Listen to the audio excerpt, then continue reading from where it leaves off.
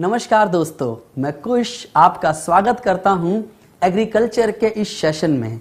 जब बात हो रही है कृषि की, तो कृषि का सीधा संबंध किसान से और किसान का संबंध खेती से होता है।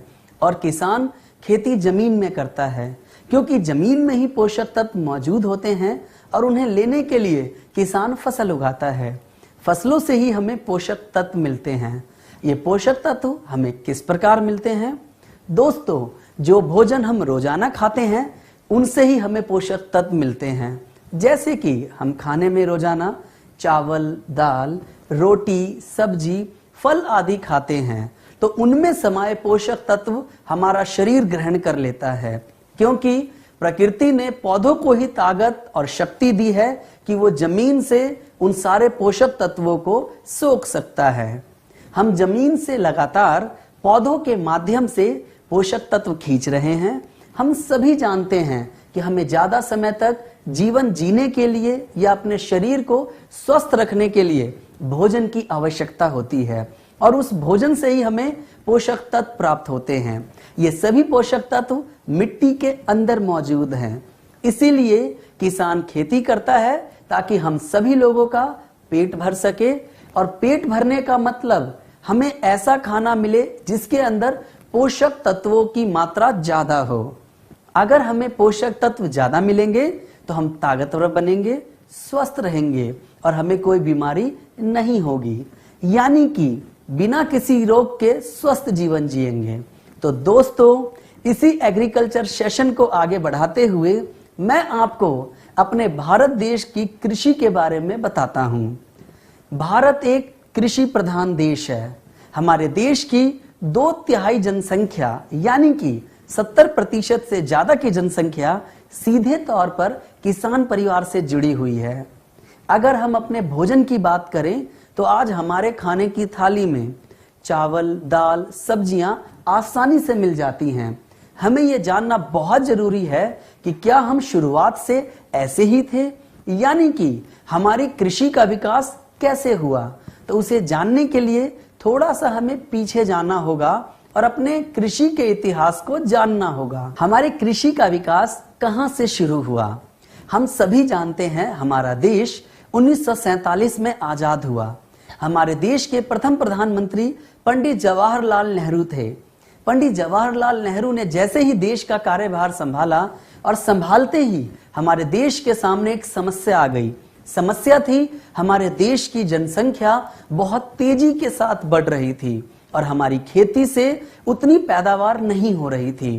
पैदावार क्यों नहीं हो रही थी? क्या पहले जमीन कम थी? बिल्कुल नहीं, जमीन तो पहले ज्यादा थी। फिर हम ज्यादा अनाज पैदा क्यों नहीं कर पाते थे? उसका कारण था खेती करने का तरीका।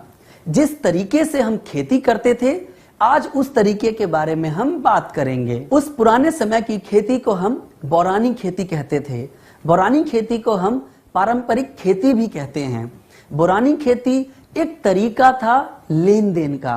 अगर मैं बात करूं बिजनेस की, तो आप ग्लेस से क्या लेते हैं? प्रोडक्ट्स। आप प्रोडक्ट्स लेते हैं और आपको उसके बदले पैसे देने होते हैं।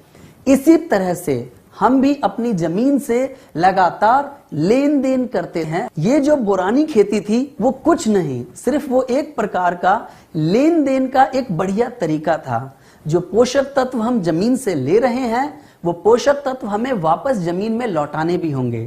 पहले के समय में किसान अपनी जमीन को 2 भागों में बांट देता था। वो ऐसा लेन और देन को बराबर रखने के लिए करता था। वो जमीन के एक भाग में फसल उगाता था और दूसरे भाग को खाली छोड़ देता था, और उस दूसरे भाग में गोबर, राख, सड़ी गली पत्तियां और घर से निकली हुई वेस्ट चीजें होती थी, उसे उस भाग में डालता था। अब यहाँ पर लेन देन कैसे चल रहा है? यहाँ पर लेन देन पौधों की जड़ों के द्वारा चल रहा है। यहाँ पर एक तरफ से हम पौधों के माध्यम से पोषक तत्व निकाल रहे हैं और दूसरी तरफ से पोषक तत्वों को डाल रहे हैं। ऐसा हम इसलिए कर रहे हैं ताकि जमीन के अंदर पोषक तत्वों की बराबर मात्रा बनी रहे।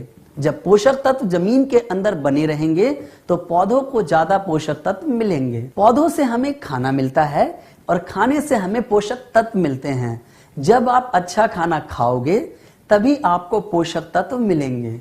तो इस चीज को बरकरार रखने के लिए किसान क्या करता था? लेन और देन करता था। 6 महीने वो भाग 1 में खेती करता था और भाग बी में गोबर खाद डालता था। फिर 6 महीने बाद भाग ए में गोबर खाद डालता था और भाग बी में खेती करता था।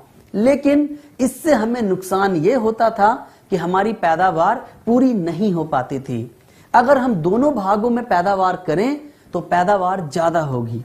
जैसे ही हमारा देश आजाद हुआ और जनसंख्या तेजी के साथ बढ़ रही थी, अब उस जनसंख्या का पेट भरने के लिए और उसको पूरा खाना देने के लिए हमें अपनी पैदावार को बढ़ाना था। इसी तरह से हम धीरे धीरे सन 1960 तक पहुंच गए और हमने सन 1960 में एक नई हरित क्रांति की शुरुआत की। भारत में हरित क्रांति की शुरुआत करने वाले वैज्ञानिक का नाम डॉक्टर श्री MS स्वामीनाथन है। उस समय हमने समस्याओं को ध्यान में रखते हुए कुछ बदलाव किए। इस हरित क्रांति के अंदर उन मुख्य चीजों का ध्यान रखा गया जिसकी वजह से हमारी पैदावार बढ़े। जिसमें पहली समस्या पर ध्यान दिया गया जो कि हमारे अच्छे किस्म के बीज ना होना। इस क्रांति में नए किस्म के बीजों का आविष्कार किया गया जिनको संकर बीज नाम दिया गया। हरित क्रांति का पहला उद्देश्य संकर बीज इस्तेमाल करना था और दूसरा रासायनिक खादों का उपयोग करना। रासायनिक खाद जो आज हम इस्तेमाल कर रहे हैं जैसे यूरिया, DAP, MOP और पोटाश आदि, इन सभी की शुरुआत 1960 से की गई। रासायनिक खाद के साथ हमने एक और चीज का इस्तेमाल करना शुरू कर दिया, वह रासायनिक पेस्टिसाइड थे। रासायनिक पेस्टिसाइड का मतलब कीटनाशक यानी कि जहर, क्योंकि हमें फसल को पैदा करने के साथ साथ उसे बीमारियों से भी बचाना जरूरी होता है। हरित क्रांति का तीसरा उद्देश्य नहर नालों का विकास करना था। पानी के लिए नहरों का विकास किया गया, नाले बनाए गए, सरकारी ट्यूबवेल लगाए गए। अपनी फसलों की पैदावार बढ़ाने के लिए हमने उनका उपयोग करना शुरू किया। जैसे ही हम उनको उपयोग में लाए तो हमारी पैदावार बढ़ने लगी। जब हमारी पैदावार बढ़ने लगी तो हम धीरे धीरे इस रासायनिक खाद और पेस्टिसाइड्स का इस्तेमाल बढ़ाने लगे। लेकिन हमने यूरिया का ज्यादा इस्तेमाल करना शुरू कर दिया जो कि एक रासायनिक है। DAP, MOP आदि चीजों का इस्तेमाल करना शुरू कर दिया और धीरे धीरे आज हमने उसकी मात्रा इतनी बढ़ा दी कि एक ही केमिकल का बार बार इस्तेमाल करने से जमीन के पोषक तत्वों की कमी होने लगी है। ये समस्या शायद हमारे किसानों को पूरा ज्ञान न मिल पाने की वजह से आई। उन्होंने ज्यादा पैदावार के लालच में इसका ज्यादा उपयोग करना शुरू कर दिया। अब उसका असर हमारी जमीन पर दिखने लगा। केमिकल के ज्यादा प्रयोग के कारण जमीन पर असर पड़ने लगा और हमें बीमारियां लगने लगी। हमें बीमारियां क्यों लगने लगी? क्योंकि हमारे अंदर रोगों से लड़ने की क्षमता कम होने लगी, क्योंकि हमें जो खाना मिल रहा है उसके अंदर पोषक तत्वों की कमी हो रही है। इस नए तरीके से हम लेन देन के पुराने रिश्ते को भूल गए। हम ज्यादा पैदावार के लालच में आ गए और हमने सिर्फ लेना ही चालू रखा। अगर किसी भी चीज को थोड़ा थोड़ा भी निकालते रहेंगे वह एक दिन समाप्त हो जाएगी। तो यही कारण है कि जमीन के अंदर जो पोषक तत्वों की भरमार थी वो धीरे धीरे समाप्त होने लगी और उसका असर इंसान पर दिखने लगा। जब हमने रसायन का प्रयोग ज्यादा किया तो पौधों में भी उसका प्रभाव दिखने लगा। हम खाने में पौधों के फल, जड़, पत्तियां, फूल यही सब चीजें खाते हैं। पौधों के अंदर भी केमिकल की मात्रा बढ़ने लगी और ये सभी केमिकल आज हमें मिल रहे हैं। भारतीय खेती में अगर चुनौती की बात करें तो सबसे पहली चुनौती प्राकृतिक संसाधनों के बढ़ने के कारण हमें कम जमीन पर ज्यादा पैदावार करने को मजबूर होना पड़ रहा है। साथ ही चुनौती यह भी है कि हम जमीन पर केमिकल और पेस्टिसाइड डाल रहे हैं जिससे जमीन बंजर होती जा रही है। हमारी जनसंख्या बढ़ रही है और हमारी जमीन घटती जा रही है। अब उस घटती हुई जमीन से बढ़ते हुए पेटों की पूर्ति करना हमारे सामने चुनौती बन गई है। विश्व स्तरीय फल और सब्जी उगाने से अभिप्राय है कि जिसमें रासायनिक केमिकल का इस्तेमाल 2% से ज्यादा ना हुआ हो, यानी कि हम जब स्प्रे करते हैं तो उसमें 2% से ज्यादा रासायनिक ना हो। लेकिन अगर हम आज शाम को स्प्रे करते हैं और अगली सुबह वो फल सब्जी मार्केट में बेच दी जाती है और उस फल सब्जी में उस जहर का असर बना रहता है। आज का किसान परेशान है क्योंकि उत्पादन में बहुत अधिक निवेश हो रहा है। उर्वरक यानी जो यूरिया या डीएपी लगाया जाता है उनकी बहुत अधिक खपत का होना। अगर मैं 1960 की बात करूं तो इस समय उर्वरक अधिक डालना पड़ रहा है। आज लोग 40 किलोग्राम का एक बैग 1 बीघा जमीन में इस्तेमाल कर लेते हैं। उसकी वजह से हमारी मिट्टी के अंदर ताकत धीरे धीरे कम होती जा रही है। उस कमजोर मिट्टी से हम अधिक पैदा करने के लिए उसे ठीक नहीं कर रहे, बल्कि उसमें और यूरिया डालकर उसे और कमजोर करते जा रहे हैं। अभी तक आपने जो समझा, मैं आपसे उससे संबंधित कुछ प्रश्न पूछता हूं। तो पहला प्रश्न है, दूसरा प्रश्न, तीसरा प्रश्न, चौथा प्रश्न, पांचवा प्रश्न, छठा प्रश्न।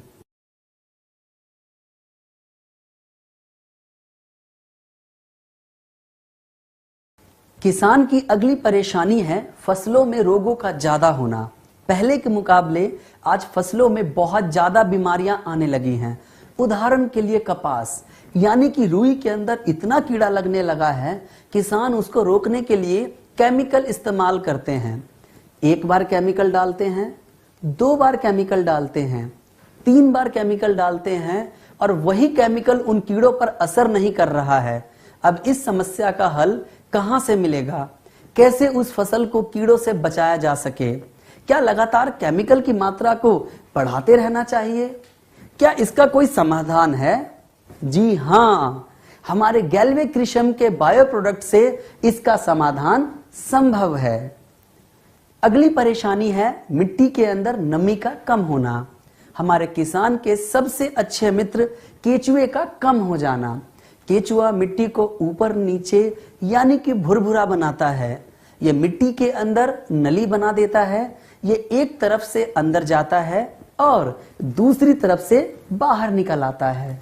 जब मिट्टी के अंदर छोटी छोटी नलियां बन जाती हैं तो उसके द्वारा हमारी जमीन में हवा, सूर्य की रोशनी जाती है और पानी भी गहराई तक जाता है।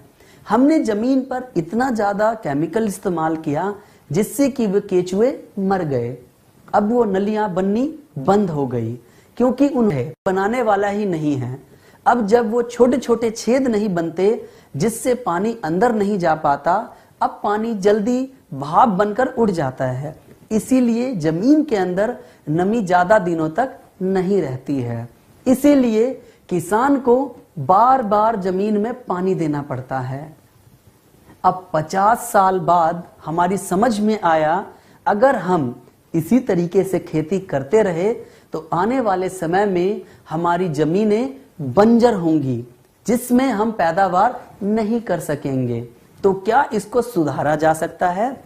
जी हां, सुधारा जा सकता है गैल्वे कृषम के बायो प्रोडक्ट से।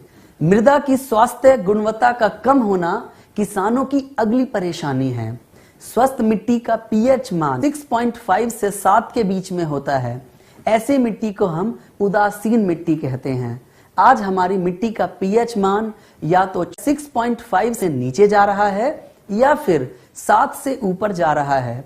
अगर ये नीचे जाएगा तो मिट्टी अम्लीय हो जाएगी और अगर इससे ऊपर जाएगा तो क्षारीय मिट्टी हो जाएगी। दोनों ही रूप में ऐसी मिट्टी को हम बंजर मिट्टी कहते हैं। ये ज्यादा मात्रा में रासायनिक उर्वरक, पेस्टिसाइड डालने से हो रहा है। उदाहरण, आप लोग सब्जी बनाते हैं, सब्जी में नमक डालते हैं। अगर वो नमक ज्यादा हो जाए तो क्या होगा? सब्जी बेस्वाद हो जाएगी। और अगर उस सब्जी में नमक कम हो जाए तो क्या होगा? तब भी सब्जी बेस्वाद हो जाएगी। इसी प्रकार मिट्टी का भी पीएच मान सामान्य रहना जरूरी होता है। अगर मिट्टी का पीएच मान सही रहेगा और केमिकल की मात्रा कम रहेगी, तो उसके साथ साथ लाखों करोड़ों मित्र जीवाणु थे जो कि किसान के लिए मुफ्त में काम करते रहते थे, लेकिन आज वो काम नहीं करते हैं, जिनका काम सिर्फ मिट्टी को उपजाऊ बनाना, मिट्टी को नम बनाना और मिट्टी की प्राकृतिक क्रियाओं को चलाते रहना था। लेकिन हमने उन्हें केमिकल डालकर नष्ट कर दिया। अगर हम मिट्टी को वो पुरानी ताकत फिर से देना चाहते हैं तो हमें उनको फिर से मिट्टी में वापस लेकर आना होगा। तो क्या उनको वापस अपनी मिट्टी में लाना संभव है? बिल्कुल संभव है, गैल्वे कृषम के बायो प्रोडक्ट्स के साथ। आगे हम केमिकल के बुरे प्रभावों के बारे में बात करते हैं। गेहूं की फसल की बात करें तो अगर किसान स्प्रे कर रहा है तो उसे पौधों में सबसे ज्यादा गेहूं के दाने चाहिए। वो सबसे ज्यादा स्प्रे गेहूं के दाने पर करेगा और इंसान ही उस गेहूं को खाने में सबसे ज्यादा इस्तेमाल करते हैं और सबसे ज्यादा जहर इंसान के अंदर जाएगा। उस फसल से जो भूसा तैयार होता है, उस भूसे का इस्तेमाल जानवरों को चारा खिलाने में किया जाता है। हमें पालतू जानवरों से दूध मिलता है और उस दूध में तो केमिकल है, क्योंकि हमने ही केमिकल मिले भूसे को जानवरों को खिलाया है। कुल मिलाकर देखा जाए तो केमिकल किसी न किसी रूप में हमारे अंदर पहुंच ही जाता है और बचा हुआ केमिकल मिट्टी में मिल जाता है और मिट्टी में मिला हुआ केमिकल भी घुलकर पानी में पहुंच जाता है।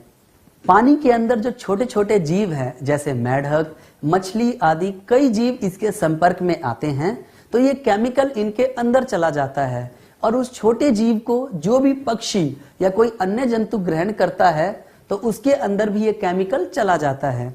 इन केमिकल को परसिस्टिंग केमिकल कहते हैं, यानी कि पीढ़ी एकांतरण केमिकल। ऐसे केमिकल जो कि एक से दूसरे में, दूसरे से तीसरे में, तीसरे से चौथे में और लगातार आगे बढ़ते रहते हैं।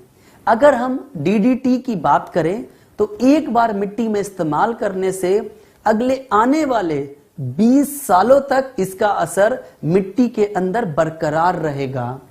इस चक्र को गैल्वे कृषम के प्रोडक्ट के द्वारा तोड़ा जा सकता है। हम गैल्वे कृषम के प्रोडक्ट का अगर इस्तेमाल करना शुरू करें तो ये चक्र अपने आप ठीक हो जाएगा। आज जो हम इतना सारा केमिकल जो कि दूध, पानी और खाने से ले रहे हैं, तो हमारा आने वाला भविष्य भी केमिकल युक्त होगा। दोस्तों, आज का समय अगर हम देखें तो छोटी सी उम्र में ही हमें चश्मे लग जाते हैं, बाल पक जाते हैं और छोटे छोटे बच्चों को किडनी और दिल की परेशानी हो जाती है, अपंगता आने लगी है, क्योंकि उन्होंने जो खाना खाया है उसके अंदर पूरे पोषक तत्व नहीं हैं। क्या इसको दूर किया जा सकता है? बिल्कुल दोस्तों, किया जा सकता है और इसका तरीका है गैल्वे कृषम के बायो प्रोडक्ट से। अगर हम गैल्वे कृषम के बायो प्रोडक्ट का इस्तेमाल करें जो हानिकारक केमिकल रहित है, तो अपने भविष्य को सुधारने के लिए हमें अपनी खेती को भी बदलना होगा और आज की रासायनिक खेती को छोड़कर हमें नई किस्म की खेती पर आना होगा। उस खेती का नाम जैविक खेती है और अगर दूसरे शब्दों में कहें तो गैल्वे कृषम की खेती। जैविक खेती उस खेती को कहते हैं जिसमें हानिकारक रासायनिक केमिकल का प्रयोग ना किया जाए तथा मित्र जीवाणुओं और प्राकृतिक उर्वरक के साथ जो खेती की जाए, उस विधि को हम जैविक खेती कहते हैं। तो इस मौके का फायदा हमें कहां से उठाना चाहिए?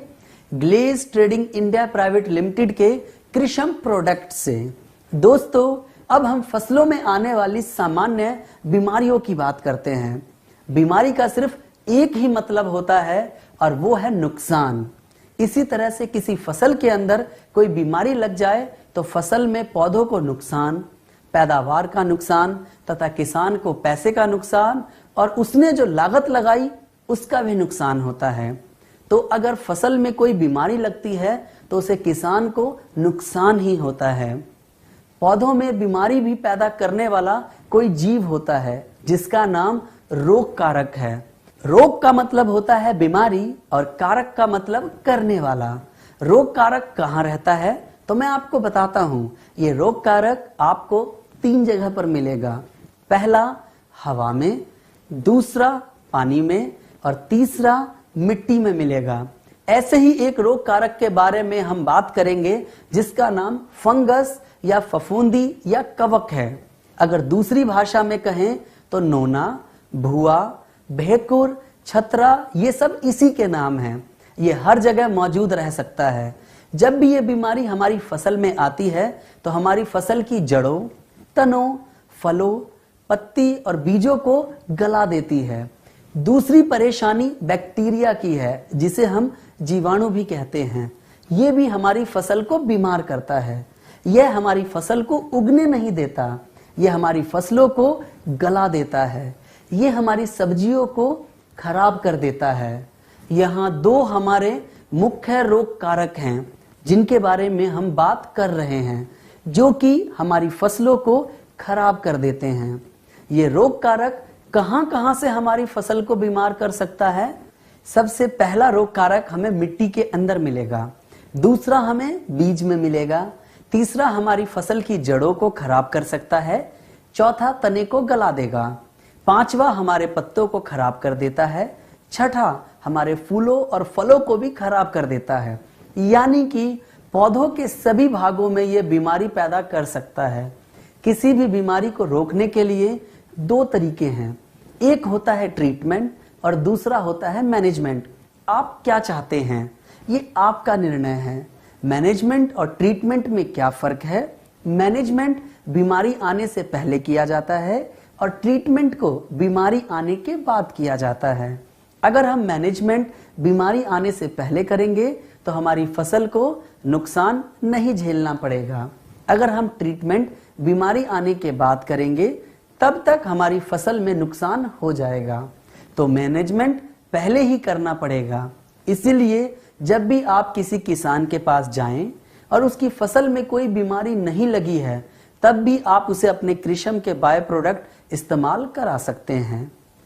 अब हम गैल्विक कृषम के बेहतरीन बायो प्रोडक्ट के बारे में जानेंगे।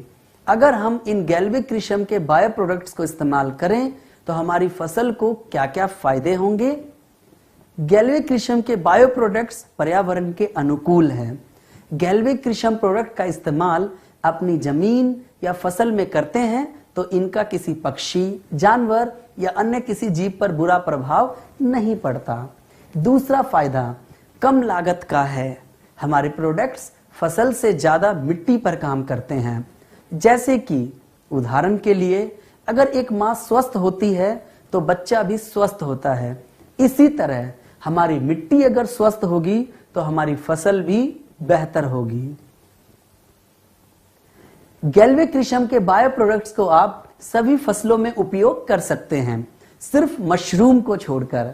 हमारे प्रोडक्ट का लंबा और स्थायी परिणाम होता है, यानी कि हम अपने प्रोडक्ट्स को जब भी अपनी फसल में इस्तेमाल करते हैं तो उसका रिजल्ट घटता नहीं बल्कि धीरे धीरे बढ़ता है, क्योंकि ये जो छोटे छोटे जीव हैं जो हमारे प्रोडक्ट में मौजूद हैं वो धीरे धीरे करके अपनी संख्या को बढ़ाते हैं। जब हम अपने गैल्विक कृषम के बायो प्रोडक्ट्स को जमीन में इस्तेमाल करते हैं तो हमारे इन प्रोडक्ट्स के अंदर मौजूद जीव अपनी संख्या को 3 से 5 दिनों के अंदर 2 गुना कर लेते हैं, आगे उसको 4 गुना फिर 8 गुना कर लेते हैं।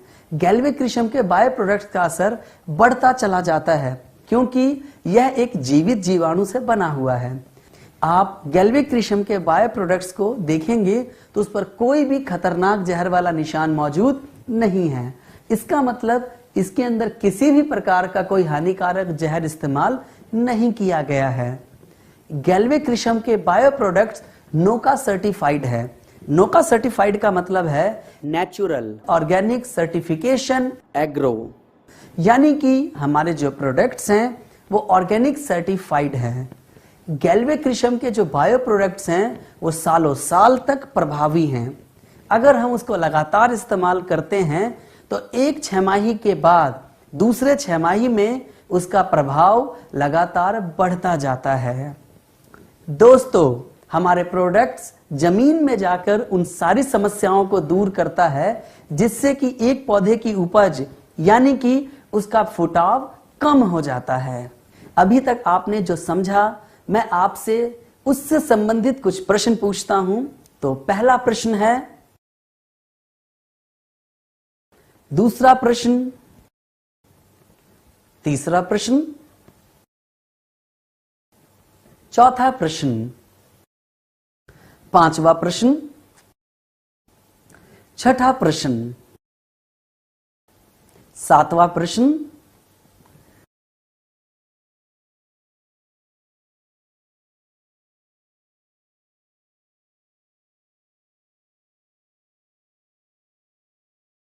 गैल्वे कृषम का पहला प्रोडक्ट जी डर्मा प्लस एक्सट्रीम कंट्रोल है। यह एक बेहतरीन प्रोडक्ट है जो कि 1 लीटर की बोतल में मौजूद है और यह फफूंदी की बीमारी को रोकने में सहायक है। जी डर्मा प्लस खुद भी एक शक्तिशाली फफूंदी से बना हुआ है। जी डर्मा प्लस यानी कि ट्राइकोडर्मा के फायदे के बारे में बात करें, हमारा ट्राइकोडर्मा एक प्रबल परजीवी है और एक शक्तिशाली फफूंदी है जो कि दूसरी फफूंदी जो बीमारी पैदा करती है उसका नाश करने में सहायक है। ये कई तरह के रोगों की रोकथाम करने में सहायक है, जैसे कि जड़ का रोग, बीज का रोग, मिट्टी जनित रोग, पत्ते का रोग, फलों का रोग, इन सभी की रोकथाम में यह सहायक है। जी डर्मा प्लस मिट्टी की उर्वरकता को बढ़ाता है, मिट्टी के पीएच स्तर को सामान्य रखने में मदद करता है। तो इस बेहतरीन प्रोडक्ट को कैसे इस्तेमाल किया जाता है उसके बारे में बात करेंगे। दोस्तों, इसकी उपचार विधि बहुत ही आसान और सरल है। मैं आपको सबसे पहले बीज पौध के उपचार के बारे में बताता हूं। 10 मिलीलीटर जी डर्मा प्लस लेकर 1 लीटर पानी में घोलकर 1 किलोग्राम बीज को उसमें भिगो दें तथा उसे 30 मिनट तक भिगो कर रखें। इसके बाद उन बीजों को उसमें से निकाल लें और उसके बाद उसको छाया में सुखाएंगे। सुखाने के बाद अपनी जमीन में उसकी बुआई कर देंगे। बीज का आकार गेहूं या गेहूं से छोटा है तो हम पानी का इस्तेमाल नहीं करेंगे। मिर्च, प्याज, जीरा, गेहूं के बीज जैसे बीजों के अंदर हम पानी का इस्तेमाल नहीं करेंगे।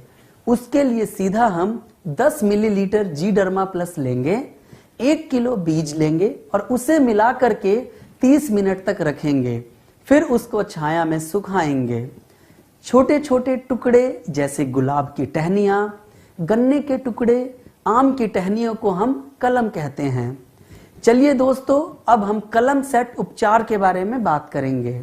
इसके लिए 125 से 250 ml जी डर्मा प्लस लेंगे और 60 लीटर से 80 लीटर तक पानी लेंगे। उसको उसमें घोल लेंगे। उसके बाद 2 कुंतल गन्ने का बीज लेंगे, उसको 30 मिनट तक भिगो कर रखेंगे और भिगोने के बाद उसकी बुआई कर देंगे। उस घोल में से गन्ने को निकालने के बाद जो पानी बचेगा उसको ले जाकर उस गन्ने के खेत में छिड़काव कर देंगे। कलम सेट उपचार में जी डर्मा प्लस और पानी का घोल बनाने के लिए हम अपनी जमीन में ऐसा कोई कोना देखेंगे या पानी की जो नालियां होती हैं उस नाली में एक बांध लगाएंगे और फिर ठीक 1 मीटर के बाद दूसरा बांध लगाएंगे और उसमें 60 से 80 लीटर पानी को इकट्ठा कर देंगे। मिट्टी उपचार के लिए 100 ml जी डर्मा लेंगे और 10 किलोग्राम गोबर की खाद में मिलाएंगे। अगर आपके पास गोबर की खाद नहीं तो आप भुरभुरी मिट्टी इस्तेमाल में लाएंगे, यानी कि हल्की सूखी और हल्की गीली। अगर आपके पास मिट्टी भी नहीं तो आप राख का इस्तेमाल करें और आप चाहें तो वर्मी कंपोज यानी केचुए की खाद में भी मिला सकते हैं और पौधों की जड़ों में बुरकाव करें।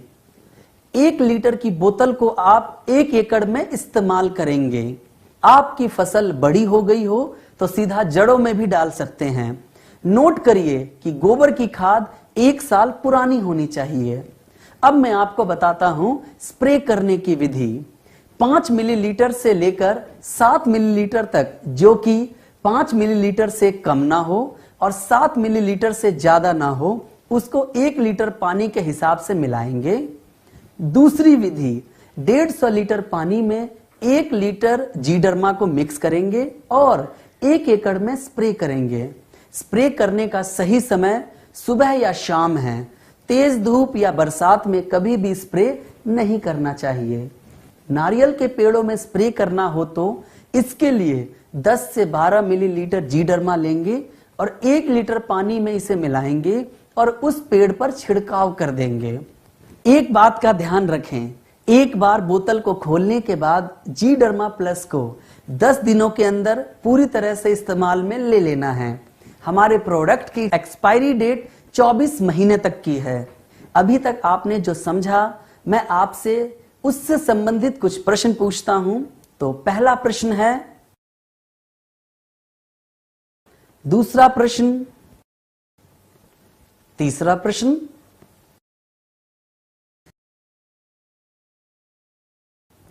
गैल्वेक्रिशम का दूसरा बेहतरीन प्रोडक्ट है जी सूडो प्लस एक्सट्रीम केयर। ये प्रोडक्ट हमारी फसल को बैक्टीरिया की वजह से होने वाली बीमारियों से बचाने में सहायक है। हमारा यह दूसरा प्रोडक्ट भी 1 लीटर की बोतल में आता है। ये शक्तिशाली बैक्टीरिया से मिलकर बनाया गया है और हमारी फसल को विभिन्न तरीके की बीमारियों में मिट्टी के अंदर बैक्टीरिया की वजह से होने वाले रोगों की रोकथाम में सहायक है। यह मिट्टी की उर्वरकता को सुधारता है और हमारी मिट्टी के पीएच मान को सामान्य बनाए रखने में मदद करता है। प्रयोग करने की विधि, 4 से 5 मिलीलीटर जी सूडो प्लस तथा 1 लीटर पानी लेना है। हमें बीज की मात्रा 1 किलोग्राम रखनी है। बीज को कम से कम 30 मिनट तक भिगोएंगे, फिर उसके बाद उसे उस घोल में से निकालकर छाया में सुखाएंगे। उसके बाद उस बीज की बुआई कर देंगे। अगर बीज का आकार गेहूं या गेहूं से छोटा है तो आप वहां पर पानी का इस्तेमाल नहीं करेंगे। अगर हमने जीडर्मा प्लस से बीज का उपचार किया है तो हमें जी सूडो प्लस से बीज का उपचार करने की आवश्यकता नहीं है। मिट्टी उपचार के लिए 250 मिलीलीटर जी सूडो प्लस लेना है और 100 किलोग्राम गोबर की खाद लेनी है। गोबर की खाद 1 साल पुरानी होनी चाहिए। अगर गोबर की खाद नहीं तो हम भुरभुरी मिट्टी लेंगे। मिट्टी नहीं है तो हम राख का इस्तेमाल करेंगे। 1 लीटर के जी सूडो प्लस का इस्तेमाल हम 1 एकड़ में करेंगे और पौधों की जड़ों में बुरकाव करें। दोस्तों, स्प्रे करने की विधि, जी सूडो प्लस 2 मिलीलीटर से लेकर 7 मिलीलीटर यानी कि 2 मिलीलीटर से कम ना हो और 7 मिलीलीटर से ज्यादा ना हो, उसको 1 लीटर पानी में मिलाकर स्प्रे करें। 150 लीटर पानी में 1 लीटर जी सूडो प्लस की बोतल घोलेंगे और 1 एकड़ में उसका स्प्रे करेंगे। किसान भाई अगर इसका दोबारा स्प्रे करना चाहते हैं तो 10 दिन के बाद दोबारा भी स्प्रे कर सकते हैं। जी सूडो प्लस वातावरण के अनुकूल है। मनुष्य, पशु पक्षी या जानवरों पर कोई बुरा प्रभाव नहीं डालता है। इसके बोतल की जो आयु है, अगर ये सील पैक है तो आप इसको 24 महीने तक रख सकते हैं। अगर हम प्रोडक्ट को एक बार खोल दें तो इसे 10 दिन के अंदर इस्तेमाल कर लेना चाहिए। अभी तक आपने जो समझा, मैं आपसे उससे संबंधित कुछ प्रश्न पूछता हूं। तो पहला प्रश्न है, दूसरा प्रश्न, तीसरा प्रश्न, चौथा प्रश्न, पांचवा प्रश्न, छठा प्रश्न, सातवां प्रश्न, हमारा तीसरा प्रोडक्ट है जीएनपीके बायो फर्टिलाइजर। हमारा जीएनपीके 1 लीटर की बोतल में आता है। ये 3 प्रकार के जीवित जीवाणुओं से मिलकर बनाया गया है, जिनका काम पौधों या मिट्टी के अंदर जाकर लगातार नाइट्रोजन, फास्फोरस और पोटेशियम का निर्माण करना है। जीएनपीके जैव उर्वरक के तौर पर एक बेहतरीन विकल्प है। प्राकृतिक तरीके से नाइट्रोजन, फास्फोरस और पोटैश प्रदान करता है। हमारी मिट्टी में मौजूद रासायनिक उर्वरकों के प्रभाव को कम करने में भी सहायक है। मिट्टी की उर्वरकता को सुधारता है, फसल को स्वस्थ बनाने में सहायक है और बेहतर उपज को बढ़ावा देने में सहायक है। मिट्टी का उपचार ऐसे करना है कि 250 मिलीलीटर GNPK लेंगे और 100 किलोग्राम गोबर की खाद लेंगे जो कि 1 साल पुरानी होनी चाहिए। अगर गोबर की खाद नहीं तो राख लेंगे, राख नहीं है तो भुरभुरी मिट्टी लेंगे या वर्मी कंपोज यानी कि केचुए की खाद लेंगे। 1 लीटर की बोतल को हम 1 एकड़ में इस्तेमाल करेंगे। दूसरी, स्प्रे करने की विधि। स्प्रे के लिए 2 मिलीलीटर GNPK 1 लीटर पानी में घोलेंगे और उसका स्प्रे करेंगे या 150 लीटर पानी के अंदर 1 लीटर GNPK को मिलाएंगे और उसका घोल बनाएंगे। इसको 1 एकड़ एरिया में इस्तेमाल करना है। स्प्रे करने का सही समय सुबह या शाम होता है। GNPK का एक्सपायरी डेट 24 महीने का होता है। प्रोडक्ट खोलने के बाद 10 दिन के अंदर हमें इसको इस्तेमाल कर लेना चाहिए। यह वातावरण के अनुकूल है। मनुष्य, पक्षी और जानवरों पर कोई बुरा प्रभाव नहीं डालता है। अभी तक आपने जो समझा, मैं आपसे उससे संबंधित कुछ प्रश्न पूछता हूं। तो पहला प्रश्न है, दूसरा प्रश्न, तीसरा प्रश्न, चौथा प्रश्न, पांचवा प्रश्न,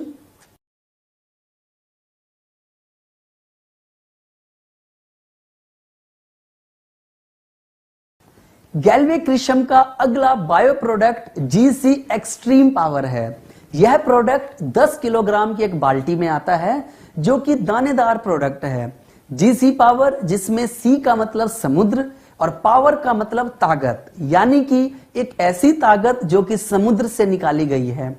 यह प्रोडक्ट पूरी तरह से बायो है। इसमें किसी भी प्रकार का हानिकारक रासायनिक केमिकल इस्तेमाल नहीं किया गया है।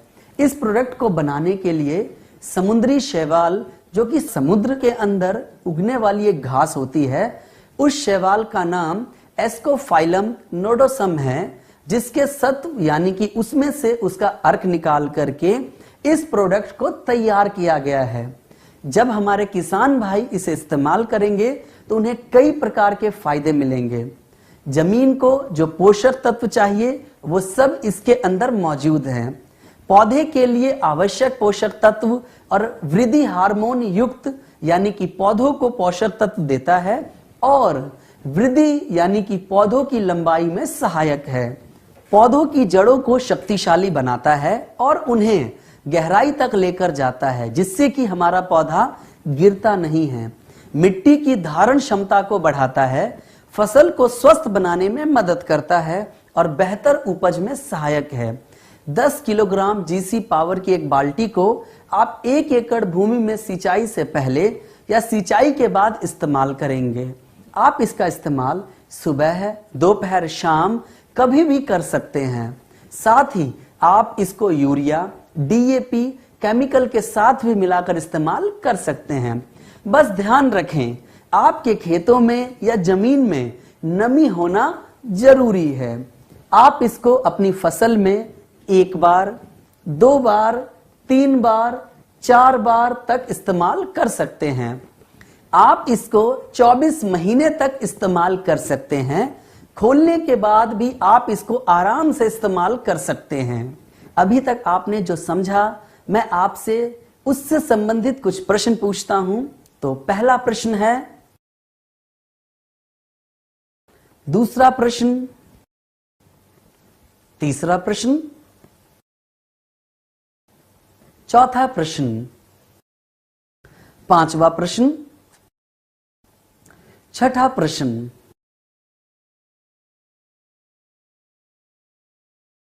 अगला प्रोडक्ट जिसका नाम जीवैम माइकोराइजा बायो फर्टिलाइजर है, जो कि 4 किलोग्राम के बैग में उपलब्ध है। यह एक बुनियादी बायो फर्टिलाइजर के आधार पर काम करता है।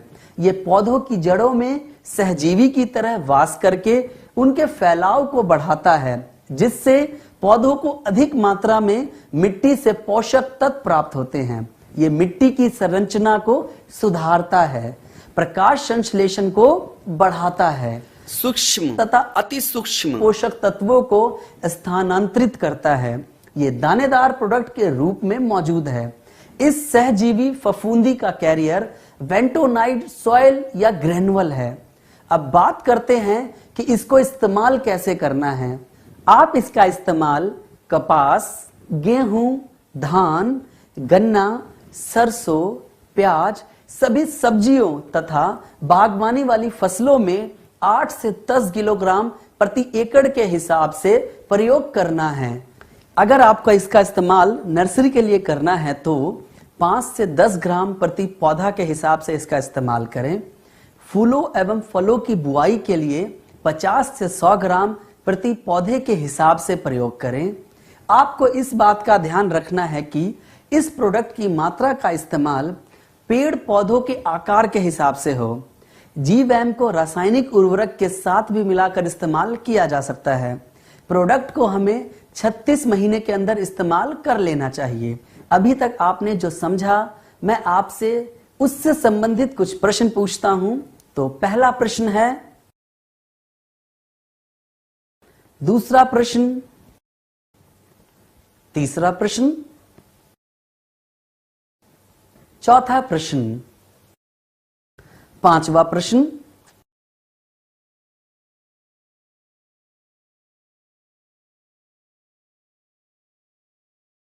तो दोस्तों ये रहे हमारे गैल्वे कृषियम के 5 बेहतरीन प्रोडक्ट्स, जिनसे अगर किसान जैविक खेती करता है ये प्रोडक्ट उसके लिए फायदेमंद साबित होंगे। तो यहां पर दोस्तों आज का ये ट्रेनिंग सेशन खत्म होता है। धन्यवाद।